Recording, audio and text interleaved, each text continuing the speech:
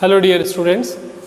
तो देखिए कि लास्ट के दो वीडियोस के अंदर मैंने आपको रिबेट एंड रिलीफ लेसन जो है वो स्टार्ट किया है और उसके अंदर जो एक मेजर पोर्शन था आपका सेक्शन 86 वो बताया था ईओपी और बीओआई के मेंबर्स को किस तरीके से रिबेट एंड रिलीफ मिलती है। और आज मैं उससे आगे इस लेसन का एक और मेजर और वेरी इंपॉर्टेंट पार्ट जो है वो सेक्शन 89 रूल नंबर 21A वो बता रहा हूँ। इस सेक्शन का क्वेश्चन अभी रिसेंटली जो है आया था। कई बार ऐसा होता है कि ये लेसन जैसे प्रैक्टिकली इतना ज़्यादा बड़ा नहीं है, इसके क्वेश्चंस भी इतने नहीं है, लेकिन फिर भी मैं ये छोटे छोटे लेसन्स करवा रहा हूँ जिससे कि इनकी थ्योरी भी आपकी कवर हो जाए और अगर इनमें से कोई छोटा बड़ा क्वेश्चन आ जाता है तो वो भी आप इजीली जो है वो कर सकें। बिकॉज कई बार टीचर जो है वो डीपली स्टूडेंट का जो एनालाइज करता है तो वो सोचता है कि बड़े बड़े लेसन तो जैसे हाउस प्रॉपर्टी, सैलरी, ये सब तो स्टूडेंट कर ही लेते हैं, तो इस तरह का कोई लेसन वो पढ़ के आया है या नहीं। तो इस हिसाब से 15 मार्क्स में यही क्वेश्चन जो है वो रिसेंटली आपके प्रीवियस या उससे पहले एक आध साल में ही आ चुका है। बेसिकली ये सेक्शन है rebate on arrear of salary. Arrear of salary का मतलब होता है कि बहुत बार ऐसा होता है, जैसे कोरोना काल में भी हो सकता है कि भाई किसी पर्सन को है, किसी व्यक्ति को जो है वो फैक्ट्री में, ऑफिस में, जहाँ भी जॉब करता है वहाँ सैलरी उसको टाइम पे मिली नहीं और बाद में जाके उसको जब वो सैलरी मिली तो उसको इस साल की भी मिल गई, पिछले साल का एरियर भी मिल गया। तो अगर वो पिछले साल में रेगुलर बेसिस पर अगर इनकम अर्न करता तो हो सकता है उसकी इनकम 5 लाख से कम होती, उसको टैक्स नहीं देना पड़ता, कम देना पड़ता, क्योंकि आजकल 5 लाख तक की इनकम के ऊपर तो जो हमारा 87A जो है वो इतनी बड़ी रिलीफ देता है 12,500 की, जिसमें लगभग सभी लोगों का टैक्स जो है वो करीब करीब उसमें एग्जाम्प्ट हो जाता है। लेकिन क्योंकि इस साल उसको पैसा मिला है तो उसके कारण उसकी जो है वो सैलरी बढ़ गई, उसकी इनकम बढ़ गई और उसको टैक्स ज़्यादा देना पड़ा एरियर के कारण। तो ये चीज़ होती है और गवर्नमेंट में भी होता है। गवर्नमेंट में फिक्सेशन होता है हर साल। कई बार गवर्नमेंट डीए जो है वो बढ़ा देती है, कई बार ग्रेड जो है वो चेंज हो जाता है, वेतन आयोग लगता है, तो उनको गवर्नमेंट हमेशा बैक डेट पे लागू करती है। कोई हमने वेतन आयोग ने कहा कि भाई 7वां वेतन आयोग लगाना है, तो गवर्नमेंट डिसीजन करते करते करते काफ़ी आगे आ गई, तो उन्होंने कहा कि भाई इस साल के शुरू से हम इसको स्टार्ट कर देंगे, तो 5-6 महीने का जो भी उसमें जो इम्प्रूवमेंट आपकी सैलरी में हुआ था वो पैसा आपको तब मिल जाएगा और मिलने पर उस पर टैक्स देना पड़ेगा। तो इस वजह से गवर्नमेंट कहती है कि इस एरियर के कारण अगर आपको टैक्स ज़्यादा देना पड़ा तो आप ये दोनों तरीके देख लो कि भाई अगर पिछले साल ये पैसा मिलता तो आपको टैक्स कितना देना पड़ता, इस साल मिलता या मिला है तो फिर उस पर टैक्स कितना बनता, और उन दोनों का एनालाइज करने का एक तरीका है जो प्रोसेस में बताऊंगा। फिर उससे आपको टैक्स के अंदर उस अमाउंट के हिसाब से कुछ रिबेट मिल जाएगी और जिससे आपकी टैक्स लायबिलिटी थोड़ी कम हो जाती है। तो मैं प्रैक्टिकल क्वेश्चन करके इसके अंदर इसका एक ही क्वेश्चन है और एक ही एग्जाम्पल है, तो क्वेश्चन सेकंड में आपको करके बता रहा हूँ और इलिस्ट्रेशन नंबर सेकंड जो है वो आप लोग जो है खुद आराम से वापस उसको देख सकते हो, क्योंकि क्वेश्चन 5 ईयर्स के पेपर में है तो इसकी इंपॉर्टेंस ज़्यादा रहती है। वापस टीचर जो है इस साल पेपर के हिसाब से फिर से उसको दे दे तो आप आराम से इसमें से 15 आउट ऑफ 15 मार्क्स, जो इस साल जो है नंबर थोड़ा बदल गया है, only for current year 23 marks का क्वेश्चन आता है, तो आप उसमें 23 में से 23 नंबर लाने के लिए आपको कोई बहुत ज़्यादा इसमें एफर्ट्स करने की ज़रूरत नहीं पड़ेगी। तो देखिए मैं ये क्वेश्चन पूरा सॉल्व करके बताता हूँ और क्वेश्चन है क्या वो भी पढ़ लेते हैं। असेसमेंट ईयर 20-21 के अंदर आपकी जो इनकम हुई है टोटल 2,85,000 है और असेसमेंट ईयर आपका जो है 19-20 था पिछला साल, उसमें आपकी इनकम थी 3,30,000। तो इन्होंने लिखा है कि 50,000 रुपये का एरियर जो है वो मिला है हमको और जो 5,85,000 रुपये के अंदर पहले से क्या है शामिल है। तो इसका मतलब कि हमको पहले जो इनकम टैक्स निकालना है, इनकम टैक्स निकालते हैं अपन असेसमेंट ईयर 2020-21 के लिए अपन जो है वो इनकम टैक्स निकालते हैं और उसमें 2 बार इनकम टैक्स निकालना पड़ेगा। एक बार तो जब ये एरियर जुड़ा हुआ है 585 में तो, और अगर ये एरियर नहीं होता तो दोनों में क्या फ़र्क पड़ता है उतना गवर्नमेंट आपको रिबेट रिलीफ देती है। तो अपन 1 बाय 1 करते हैं। पहले इसका first part, if arrear is included in total income, जब एरियर आपकी टोटल इनकम में शामिल हो तो आपकी जो इनकम होगी वो हो जाएगी 5,85,000, 5,85,000 आपकी इनकम होगी। अब इसमें फटाफट अपन टैक्स लगा देते हैं। तो ये मैंने आपको कहा कि भाई आप ये वीडियोस देखते हो तो ना सिर्फ जो लेसन चल रहा है करंट उसकी तो प्रैक्टिस होती रहेगी, साथ साथ प्रीवियस ईयर के जो टैक्स फैक्स की कैलकुलेशन है वो सब भी आप देखते रहोगे। तो इसके अंदर ऑन फर्स्ट 2,50,000 यानी कि पहले 2.5 लाख तक हमारा जो टैक्स है वो निल होता है।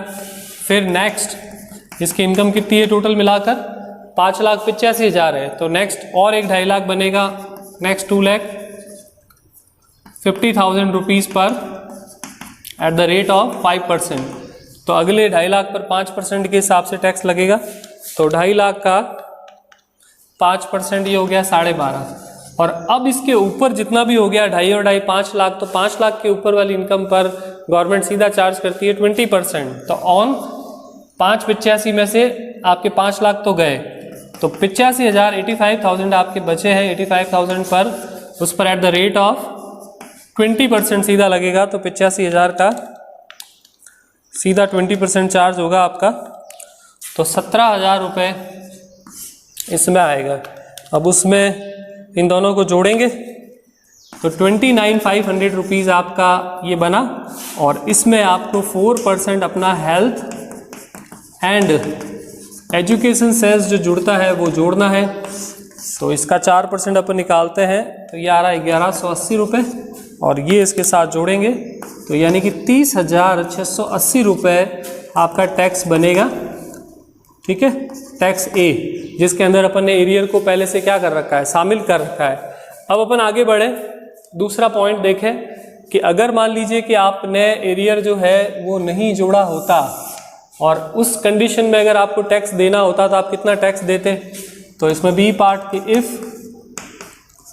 एरियर इज नॉट इंक्लूडेड, कि भाई एरियर को हमने जोड़ा ही नहीं इन टोटल इनकम, नहीं जोड़ा, तो उस कंडीशन में अगर हम एरियर को नहीं जोड़ते हैं तो 5,85,000 में 50,000 रुपये क्या होंगे, माइनस हो जाएंगे।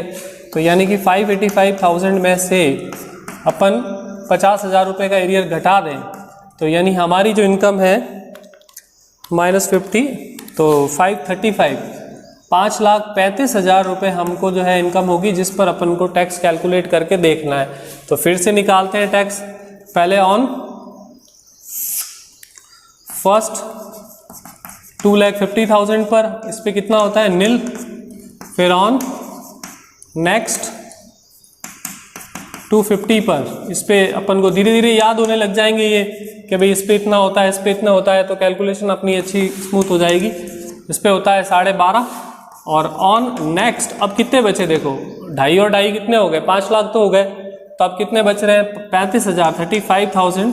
तो इस पे तो 5% है, मैंने लिख दिया है डायरेक्ट ही, इस पे 20% लगेगा। तो 35,000 पर आपका 20% होता है 7,000। तो ये आप इसमें 12,500 रुपये और एड ऑन कर दीजिए, तो ये हो रहा है 19,500 रुपये।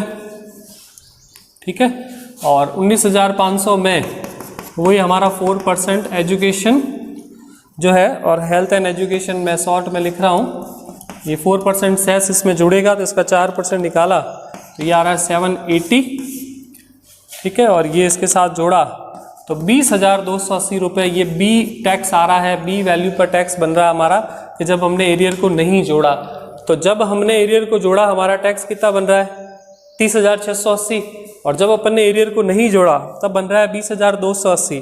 तो ये अगर अपन इनमें से डिफरेंस करें कि भाई 30 की जगह ये 20 ही लगता, तो इसका मतलब कि हमको जो रिबेट मिलती, रिबेट ऑन, या अपन अभी फिलहाल चलिए टैक्स ही लिख देते हैं, tax on arrear, tax on arrear, tax on arrear कितना लग गया कि भाई 30,680 रुपये लग गए, जबकि लगने थे 20,280 रुपये। तो यानी कि 10,400 रुपये आपको जो है वो टैक्स क्या देना पड़ा, ज़्यादा इसमें देना पड़ा। ठीक है ना।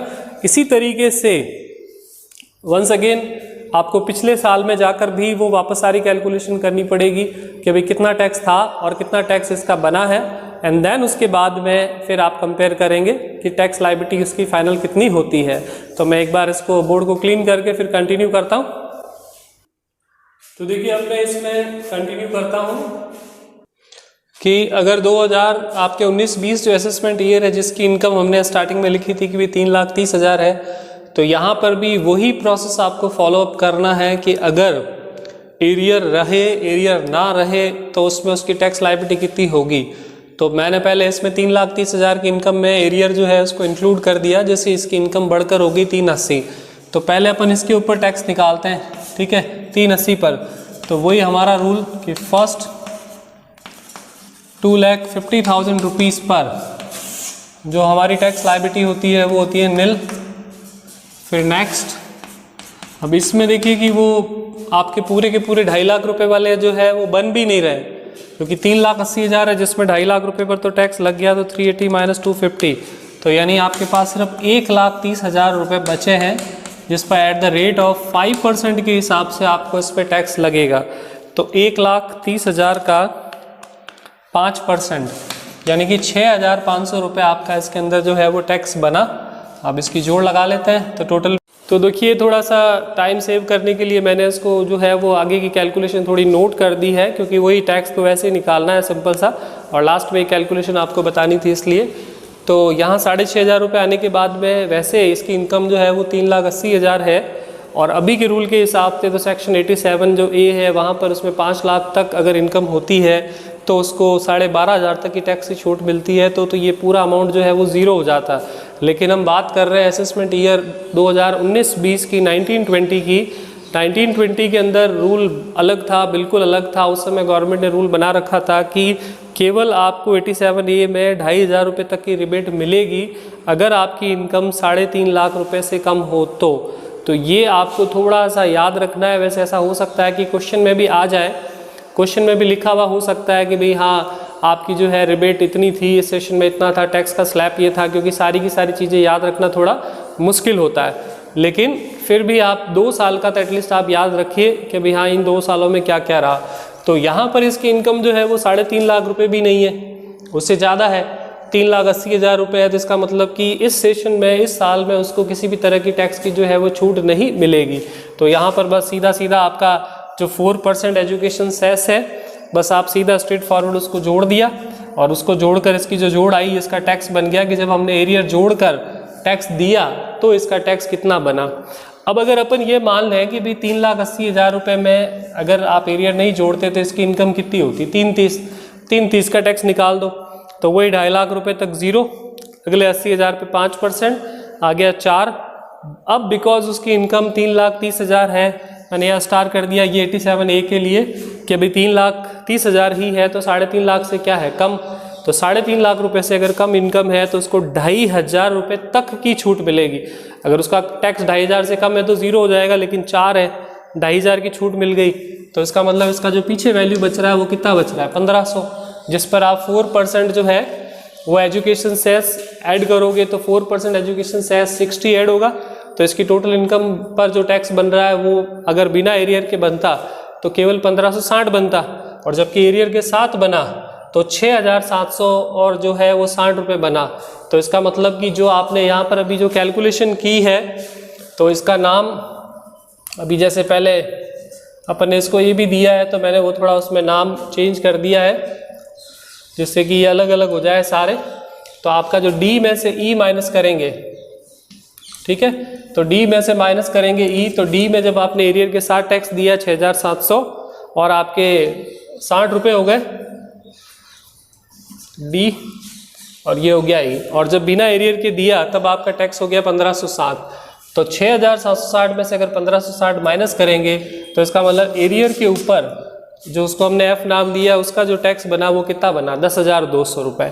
तो अब रही बात कि अगर पिछले साल हमने एरियर की वजह से कितना टैक्स जो है, मतलब जो हमने पहले क्वेश्चन में जो असेसमेंट ईयर 20-21 सॉल्व किया था तब एरियर के ऊपर टैक्स कितना आ रहा था, 10,400, और इस साल अगर हम देते 19-20 में तो हमारा जो है वो टैक्स केवल कितना बनता, 10,200। तो गवर्नमेंट ये कहती है कि भाई पिछले साल की इनकम थी, पिछले साल में देते टैक्स तो इस पर सिर्फ आपको 10,200 एक्स्ट्रा देना पड़ता, इस साल देने के कारण आपको 10,400 एक्स्ट्रा देना पड़ता है। तो इन दोनों का जो डिफरेंस है वो आपको हम रिबेट जो है वो दे देंगे। इस साल जितना भी आपका टैक्स बनेगा वो 89 में आपको इसकी जो है रिबेट मिल जाएगी 5,200। अब टैक्स बनाने के लिए, टैक्स भरने के लिए 2 तरीके हैं, लेकिन मैं ये दोनों तरीके आपको याद करने के लिए नहीं कहता हूँ, मैं आपको सीधा फर्स्ट वाला ही ऑप्शन आप लोगों को बता रहा हूँ कि वही याद रखो कि फर्स्ट ऑप्शन में जब हमने एरियर के साथ टैक्स बना था, पूरा बनाया था, तो वो 30,680 रुपये का बन रहा था, ठीक है, सबसे पहले ए पॉइंट में, और उसमें हमको 5,200 की रिबेट मिलेगी। तो 30,680 में से 5,200 की आप रिबेट ले लीजिए, और जो पीछे जो बचेगा, पीछे जो वैल्यू आएगी आपकी, उतना टैक्स आपको इसके अंदर क्या है भरना पड़ेगा, 25,480। और इसका दूसरा तरीका ये होता है कि बिना आपके जो है एरियर के जो पिछले साल जो आपने टैक्स बनाया था 20-21 का, पिछला साल मतलब जो क्वेश्चन में हमने पहले किया तो वो बना था 20,280, उसमें फिर ये वाला जो एफ पॉइंट होता है एरियर वाला सेकेंड ईयर का, ये जुड़ता है।